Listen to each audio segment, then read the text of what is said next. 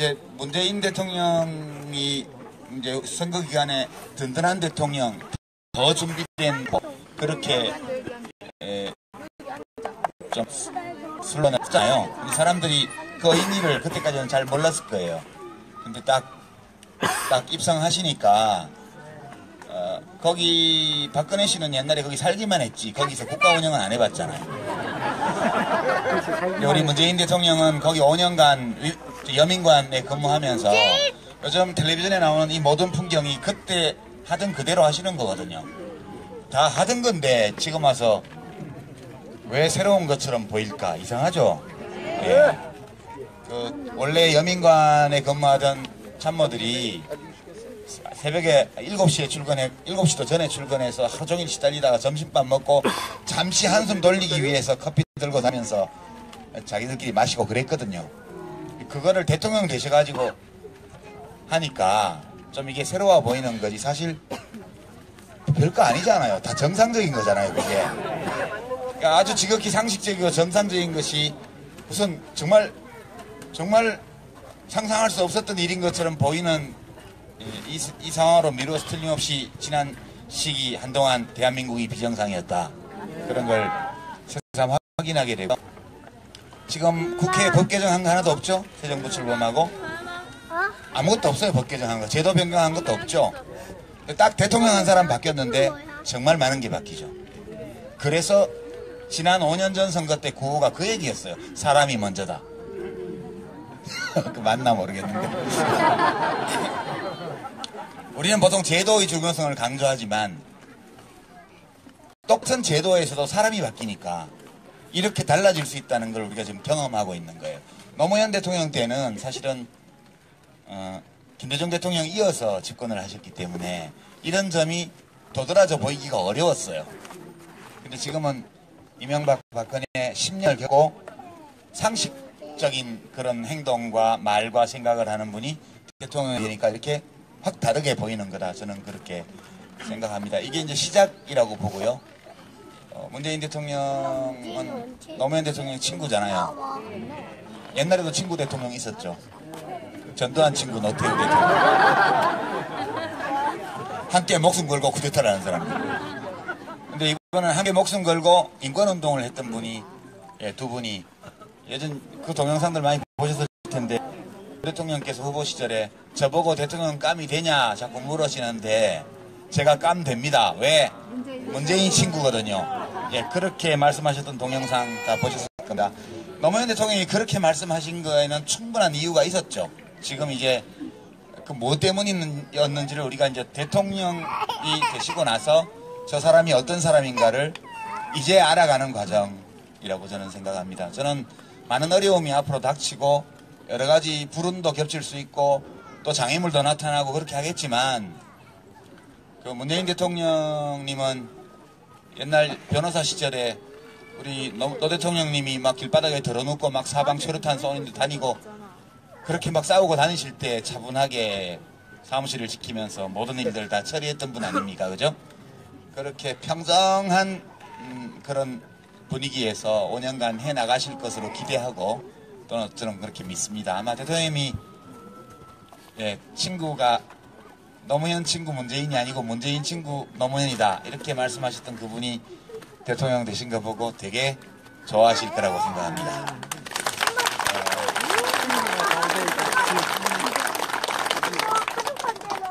그리고 지금 문재인 대통령이 취임 나흘째를 맡고 계신데 오늘 주말이라 이사뉴스 말고 뉴스 별로 없더라고요. 결국은 언제가 되면 이 부정적 감정을 떨쳐내고 그분을 회상할 수 있을까 생각해보면 100% 완벽하게 좋은 사회는 아니라 할지라도 우리가 이 정도면 우리가 많이 이루었어. 아직 이루지 못한 것들이 더 있긴 하지만 그건 또 이룰 수 있을 거야 라는 믿음과 희망을 가지는 상황이 되면 떨쳐낼 수 있을 것 같아요. 그죠? 그게 돼야 될 것 같아요. 진짜 우리 대통령님에 대한 애도가 완성될 수는 없겠으나 그래도 우리가 제대로 된 애도를 충분히 했다라고 느끼는 어떤 시점, 그거는 우리가 사는 세상이 진짜 원칙과 상식이 통하고 우리 개개인이 인간답게 생각하고 행동하고 말하고 그리고 이 모든 제도가 우리의 인간다움을 해치지 않는 수준까지 가야 비로소 우리 노무현 대통령님에 대한 애도는 1차적으로 종결되는 것이다. 그때까지 시간이 좀 많이 남아있다고 생각하고요. 그 기간에 대통령과 또 우리들이 다 같이 노력해야 된다고 생각합니다. 제가 여러분들 중에도 제가 어디서 보면 뭐 일 좀 해주세요 뭐 그런 분도 계신데요. 제가 이제 그냥 이 자리니까 제가 말씀을 드리면 왜 안 하려고 할까?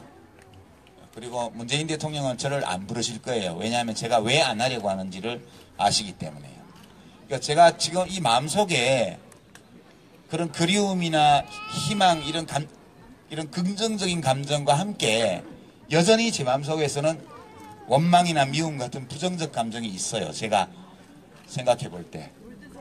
이런 감사합니다. 이런 부정적 감정을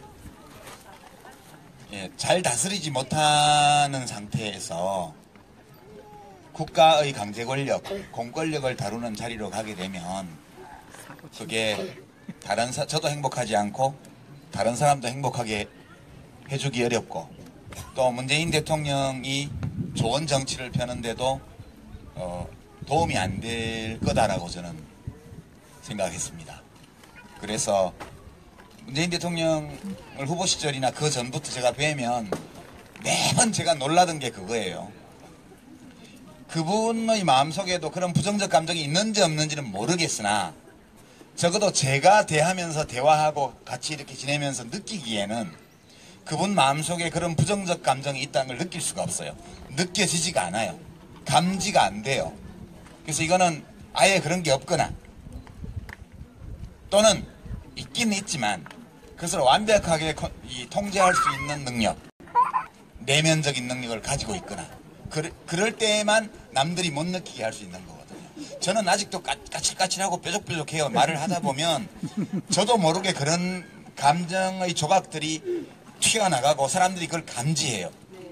근데 문재인 대통령님은 그걸 제가 지난 5년 또는 지난 8년간 배워왔지만 느낄 수가 없어서 지금도 예전에도요. 그래서 제가 문재인이라는 사람을 존경하고 좋아하는 데는 물론 노무현 대통령님하고 좀 달라요. 노무현 대통령은 사랑스러운 분이고요 진짜. 그리고 뭘 안 해드리면 내가 마음이 불편해지는 분이셨어요. 뭘 해드리고 싶은 분이었어요. 근데 문재인 대통령님은 막 그렇게 사랑스럽다고 하기는 어렵죠. 그리고 뭘 막 해드리고 싶은 마음이 막 생기는 분도 아니에요. 근데 어떤 분이냐 하면 좀 기대도 괜찮겠다 싶은 분이에요. 그죠?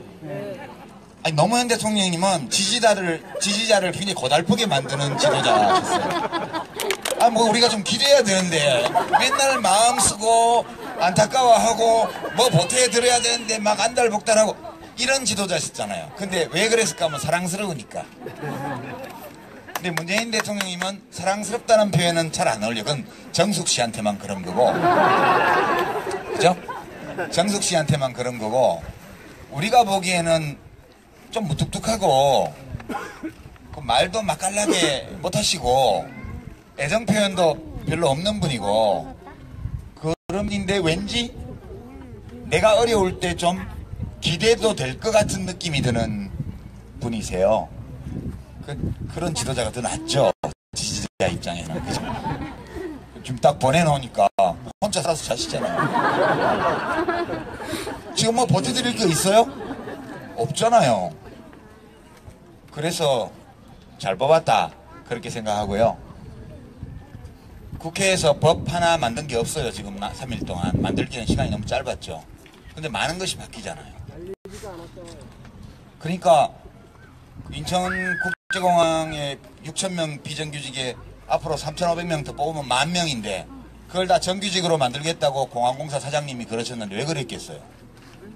그 전에 대통령들은 비정규직을 좋아했고 지금 대통령은 정규직을 좋아하니까 그런 거예요. 그죠? 대통령이 좋아하는 걸 하는 거죠. 그리고 뭐 괜히 대통령이 거기 가셨겠어요? 다 실무자들이 지금 청와대 참모 실무진이 없어요. 아직 수석만 임명이 돼 있지. 근데 인수 TF라고 지금 한 50명 들어가 있다고 신문에 났죠? 거기에 있는 어떤 분들이 이렇게 옆구리 찔러서 뭐 좀 해보세요. 뭐 공사사장 계속 하시고 싶으면. 그러니까 이제 당연히 대통령이 신임 대통령이 좋아할 일을 해야죠. 그러니까 저희가 다 정규직화 만명하겠습니다. 그러니까 대통령님 첫 번째 외부 일정을 거기 잡죠. 이렇게 해서 대통령이 가셔가지고 뭐 말씀 듣고 그다음에 뭐 좋은 소식이 있던데요. 이러니까 이제 그 사장님이 저희 정규직 하겠습니다. 이랬잖아요. 이렇게 간단해. 이걸 왜 못했는지 몰라 예전에. 그죠? 그런 생각 안 드세요? 그래서 이런 식으로 모든 비정규직을 한꺼번에 해결하지는 못하지만 대통령의 힘으로 권력으로 손이 닿는 데까지는 해결해 나가야 된다고 저는 봐요. 그렇게 하면서 또 법과 제도를 손봐서 전체적으로 이 온기가 퍼져나가도록 하는 거. 이런 식으로 해나간다면 저는 한 5년 후에는 아직 우리 대한민국 갈 길이 많이 남아있긴 하지만 그래도 우리가 진도를 많이 나왔고 또 앞으로 더 진도를 나갈 수 있다는 희망이 보인다. 이렇게 되면 문재인 대통령이 퇴임하실 때쯤이면 저도 이 봉화마을에 와도 슬픈 감정이나 누구에 대한 원망이나 미움을 안 느끼면서 묘역에 참배할 수 있지 않을까 그런 희망을 갖고 있습니다. 이런 희망을 여러분과 나누고 싶고요. 제가 그 정부 공무원은 안 한다 그렇게 결심을 하고 후보 시절에 당선되시고는 제가 못 뵀어요. 뵐 수가 없죠 이제 아무렇게나. 그전에는 제가 전화번호도 알거든요. 이렇게 문자 드리면 콜백도 해주시고 이랬는데 지금은 이제 제가 함부로 문자질 하면 비선되잖아요. 그래서 비선이 되면 안 되기 때문에 제가 전화도 안 드리고 연락도 안 합니다. 바쁘시니까 저한테 연락하실 일도 없죠.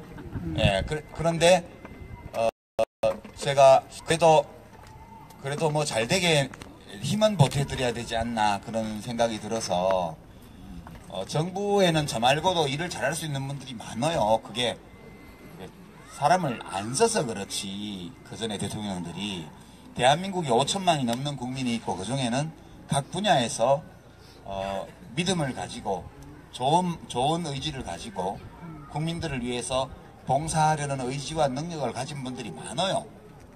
이제 그런 분들을 쓰시면 되고요. 제가 근처에 가면 저 노무현 정권 제2기 옛날 쓰던 사람들 데려다가 중고품 가져다가 뭐 7세로 해가지고 또 쓴다 이런 얘기나 듣지 별 도움될 게 없습니다. 그래서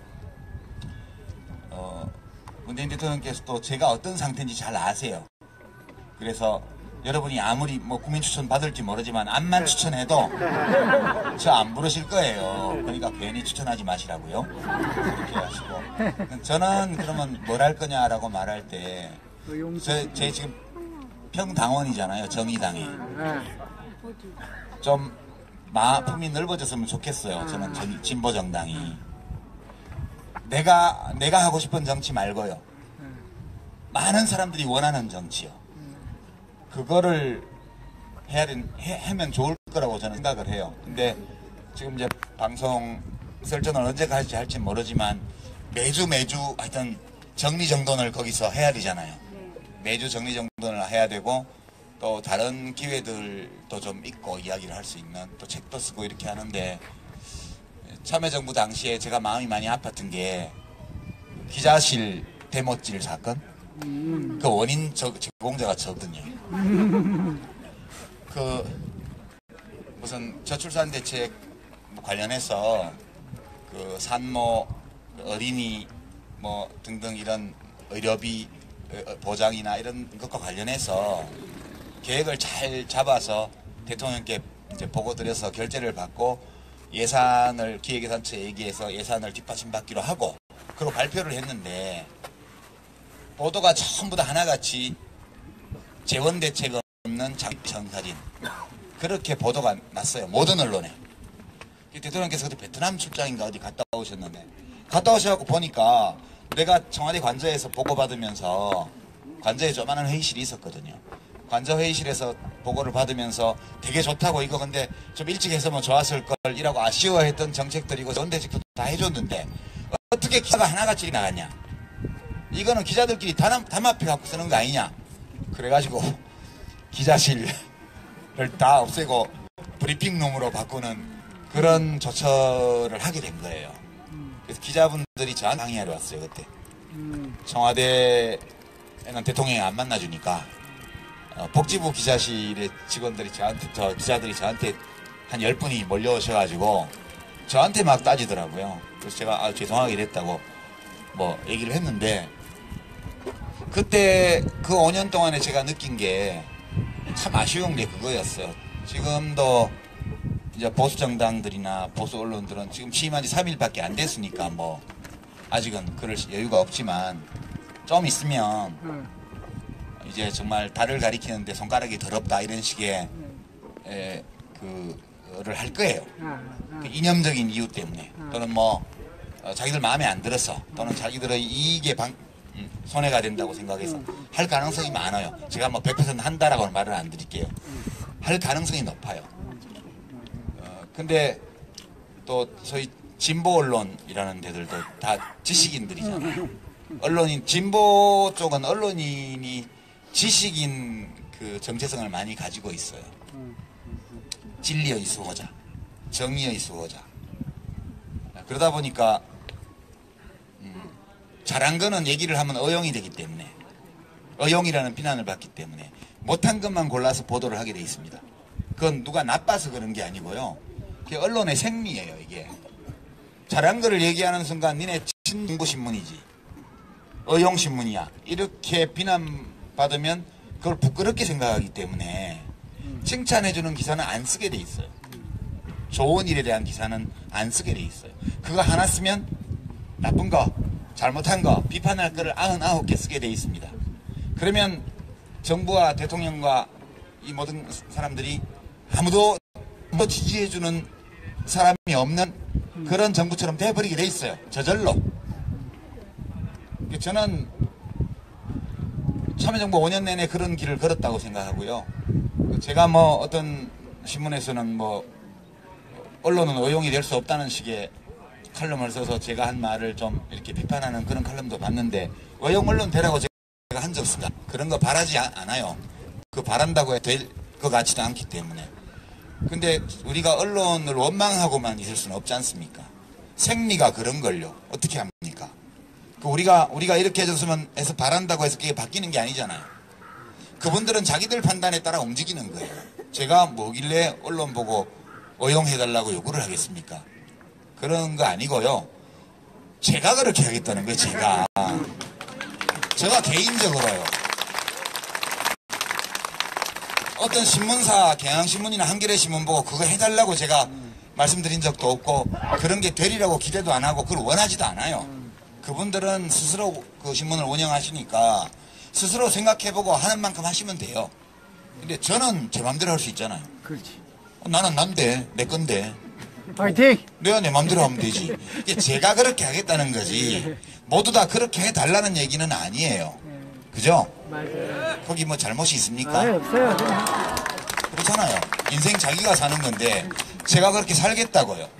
제가 진보 어용 지식인 되겠다고 그래서 그렇게 한 거고요. 밤거리를 다니면서 호신용 무기를 안 가지고 다니는 사람이 밤에 퍽치기를 당했어요. 호신용 무기를 잘 안 가지고 어두운 밤거리에 간 실수가 있죠? 근데 그거는 퍽치기 한 놈을 욕해야죠. 퍽치기 한 놈의 죄가 99면 퍽치기 당한 사람의 잘못은 1밖에 안 돼요. 그 잘못도 누구한테 해를 끼친 잘못이 아니고 자기가 스스로 대비를 충분히 못한 거에 불과해요. 그럴 때 밤길 걷는 시민들의 안전의식 이대로 괜찮은가, 이런 기사를 내면 어떻게 되겠어요? 그거는 사실을 보도한 거죠. 그렇지만 그게 진실을 말하는 기사는 아니잖아요. 저는 제가 그럴 때 그거는 퍽치기 한 놈을 욕해야 돼. 그 놈을 99번을 욕하고, 그러고 슬쩍 너도 앞으로는 조심해야지. 그게 맞는 거지. 그죠? 네, 저는 그렇게 생각합니다. 대통령이 권력을 가졌다고 해서 그 사람이 하는 실수, 그들이 하는 잘못, 이것만 99개를 채우는 이런 거는 소신에 따라서는 언론사들이 할 수 있지만 저는 그렇게 안 하겠다는 거예요. 그게 뭐 잘못일까요? 저는 그렇게 생각하면서 좀 문재인 대통령에게 좀 기대고 싶고요. 좀 제가 가까이서 힘을 보태지는 못하지만 좀 대통령 권력을 휘둘러 가지고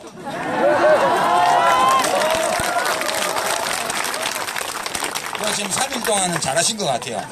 저는 원래 리버럴이라 지시 이런 단어를 싫어하는데요. 세상에 지시라는 단어가 이렇게 정겹게 들리다니. 1호 지시 일자리위원회 설치, 2호 지시 국정교과서 폐지. 이게 그래 이렇게 재량권 행사를 안 할 거면 전공교실을 뭐하러 해? 그런 생각이 들어요. 제가 가까이서 못 도와드리니까 죄송하긴 한데 힘 많이 써주십시오. 그런 말씀드리고 싶고요. 그리고 정말 국민들이 어려울 때 하소연하고 기댈 수 있는, 저는 인천공항의 그 비정규직 여직원들이 이렇게 눈물 닦는 거 보면서 되게 마음이 아리더라고요. 같이 눈물이 날 것 같은 그런 느낌이었어요. 10,000명밖에 안 되지만 천리길도 한 걸음부터인데 10,000명에서 시작해서 1,000,000명 갈 수 있잖아요. 그렇게 해주시기를 기대하고요. 저는 진보 오용지식인으로서 문재인 대통령한테 이거 해주세요 저거 해주세요 하나도 없습니다. 제가 개인적으로는 자리 주세요 이런 거 없고요. 그런 거 안 해요. 제가 알아서 해요. 뭐 청와대 로비에서 어디 프로그램 하나 넣어주세요 이런 거 안 해요. 제 힘으로 할 겁니다. 다 제 힘으로 하고 아무것도 안 바라고요. 개인적으로 아무것도 안 받으려고 그러고요. 그냥 제가 좋아서 어용하는 거예요. 뭐 윤창중 전 대변인처럼 뭐 자리 하나 받으려고 말도 안 되는 칼럼들 그렇게 써제끼다가 가서 대통령 대변인 가서 성추행 해가지고 사고나 치고 이런 게 어용이죠. 이런 게 어용이에요. 편들어 줄 거면 자리 받지 말라는 거예요. 그래야 당당한 어용이 되죠. 말씀하신 거에는 충분한 이유가 있었죠. 지금 이제 그 뭐 때문이었는지를 우리가 이제 대통령이 되시고 나서 저 사람이 어떤 사람인가를 이제 알아가는 과정이라고 저는 생각합니다. 저는 많은 어려움이 앞으로 닥치고 여러 가지 불운도 겹칠 수 있고 또 장애물도 나타나고 그렇게 하겠지만 그 문재인 대통령님은 옛날 변호사 시절에 우리 노 대통령님이 막 길바닥에 들어눕고 막 사방 최루탄 쏘는 데 다니고 그렇게 막 싸우고 다니실 때 차분하게 사무실을 지키면서 모든 일들 다 처리했던 분 아닙니까? 그죠? 그렇게 평정한 그런 분위기에서 5년간 해나가실 것으로 기대하고 또는 저는 그렇게 믿습니다. 아마 대통령님이 친구가 노무현 친구 문재인이 아니고 문재인 친구 노무현이다 이렇게 말씀하셨던 그분이 대통령 되신 거 보고 되게 좋아하실 거라고 생각합니다.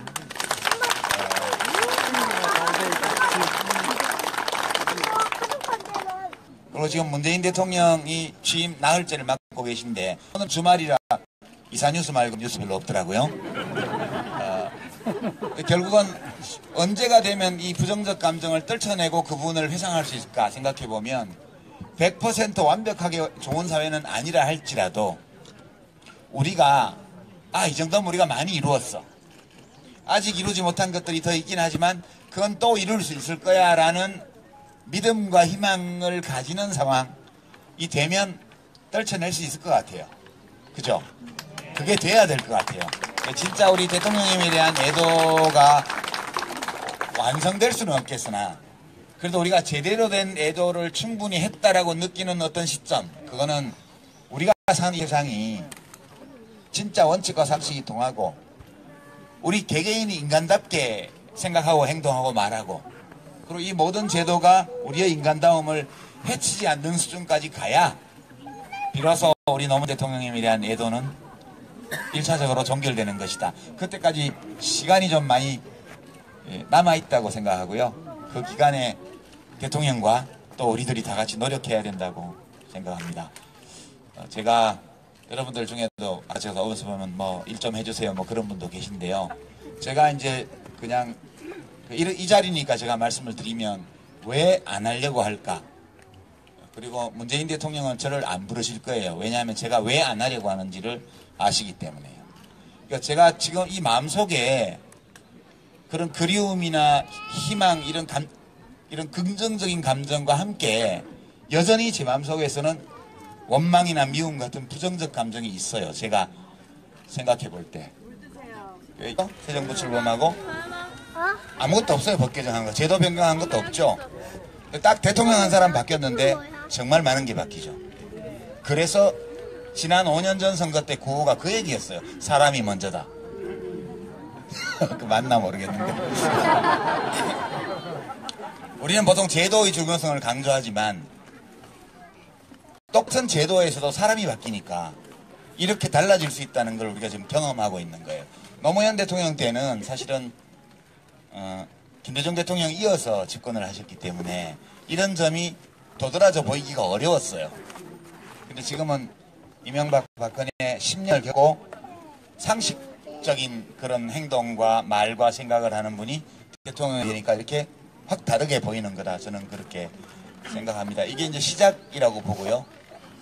문재인 대통령은 노무현 대통령 친구잖아요. 옛날에도 친구 대통령 있었죠. 전두환 친구 노태우 대통령.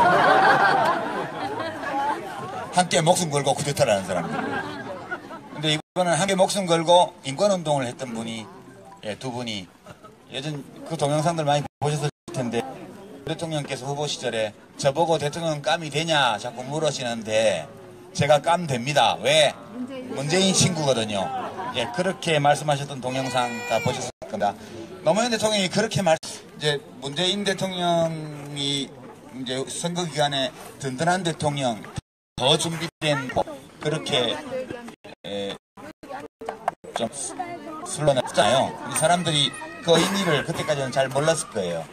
근데 딱 입성하시니까 거기 박근혜 씨는 옛날에 거기 살기만 했지 거기서 국가 운영은 안 해봤잖아요. 우리 문재인 대통령은 거기 5년간 여민관에 근무하면서 요즘 텔레비전에 나오는 이 모든 풍경이 그때 하던 그대로 하시는 거거든요. 다 하던 건데 지금 와서 왜 새로운 것처럼 보일까? 이상하죠? 예. 원래 여민관에 근무하던 참모들이 새벽에 7시에 7시도 전에 출근해서 하루 종일 시달리다가 점심밥 먹고 잠시 한숨 돌리기 위해서 커피 들고 다니면서 자기들끼리 마시고 그랬거든요. 그거를 대통령 되셔가지고 하니까 좀 이게 새로워 보이는 거지 사실 별거 아니잖아요. 다 정상적인 거잖아요, 그게. 그러니까 아주 지극히 상식적이고 정상적인 것이 무슨 정말 상상할 수 없었던 일인 것처럼 보이는 이 상황으로 미루어서 틀림없이 지난 시기 한동안 대한민국이 비정상이었다. 그런 걸 새삼 확인하게 되고 지금 국회에 법 개정한 거 하나도 없죠. 감사합니다. 이런 부정적 감정을 잘 다스리지 못하는 상태에서 국가의 강제 권력, 공권력을 다루는 자리로 가게 되면 그게 저도 행복하지 않고 다른 사람도 행복하게 해주기 어렵고 또 문재인 대통령이 좋은 정치를 펴는데도 도움이 안 될 거다라고 저는 생각했습니다. 그래서 문재인 대통령을 후보 시절이나 그 전부터 제가 뵈면 매번 제가 놀라던 게 그거예요. 그분의 마음속에도 그런 부정적 감정이 있는지 없는지는 모르겠으나 적어도 제가 대하면서 대화하고 같이 이렇게 지내면서 느끼기에는 그분 마음속에 그런 부정적 감정이 있다는 걸 느낄 수가 없어요. 느껴지지가 않아요. 감지가 안 돼요. 그래서 이거는 아예 그런 게 없거나 또는 있긴 있지만 그것을 완벽하게 통제할 수 있는 능력, 내면적인 능력을 가지고 있거나 그럴 때에만 남들이 못 느끼게 할 수 있는 거거든요. 저는 아직도 까칠까칠하고 뾰족뾰족해요. 말을 하다 보면 저도 모르게 그런 감정의 조각들이 튀어나가고 사람들이 그걸 감지해요. 근데 문재인 대통령님은